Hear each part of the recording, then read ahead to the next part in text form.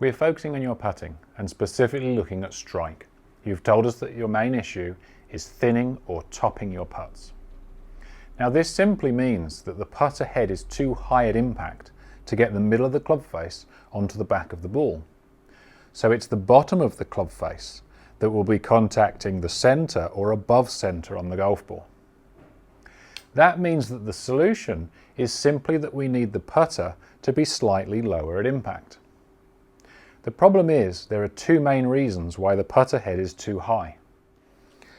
The first is going to be that the bottom of the putting stroke is simply too high up off the ground to make good contact. And if this is the case, all we need to do is lower the bottom of the putting stroke so it's closer to the ground at the right height to make contact with the ball. The second is that the bottom of the putting stroke is too far behind the ball, and that means it has a long time to rise, so by the time it gets to impact it's too high. If this is the issue, we need to get the bottom of the putting stroke forward closer to the ball. Now we have a very simple test to figure out which of the issues it is. If you put a tee on the ground pointing towards your target and set up as if the top of the tee is the golf ball. Now clearly the top of the tee is much smaller than a golf ball, and that means for us to make contact with the top of the tee, we have to get the putter head quite close to the ground as it moves through impact. So simply start by making a few putting strokes, which will probably be going over the top of the tee, and lower the stroke until you finally make contact. Now you'll find there's one of two things going to happen. The first is that you will make contact with the tee and knock it forward. And this means the solution to your strike issue is simply lowering the putting stroke until we get it to the right height. The second thing that could happen would be that the putter hits the ground behind the ball. Now this would mean that it's the low point being too far back that's the issue, and we need to bring that forward. To bring it forward, the first thing would be, let's look at ball position. If the ball position is too far forward in our stance, this would be a reason why the low point is too far back.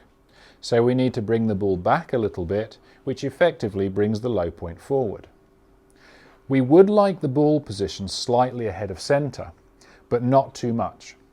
So if we take a centred stance and then simply take a small step forward and a very slightly larger step back, we will have the ball just off centre, but not too far to cause a strike issue.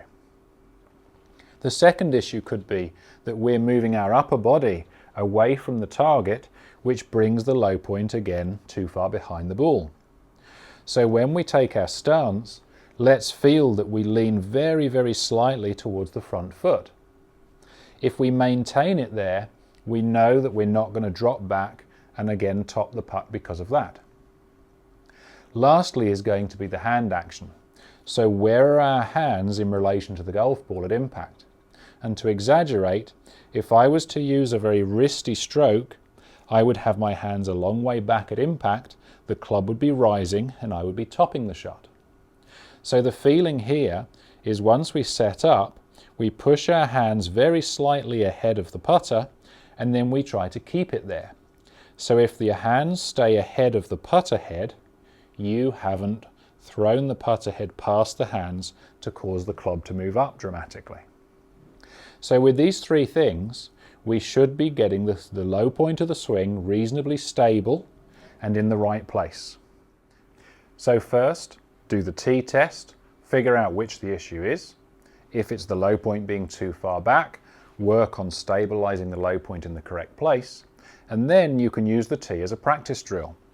So set up to a tee, focus on keeping the club head low enough to hit it away, and then step forward and repeat it with the golf ball.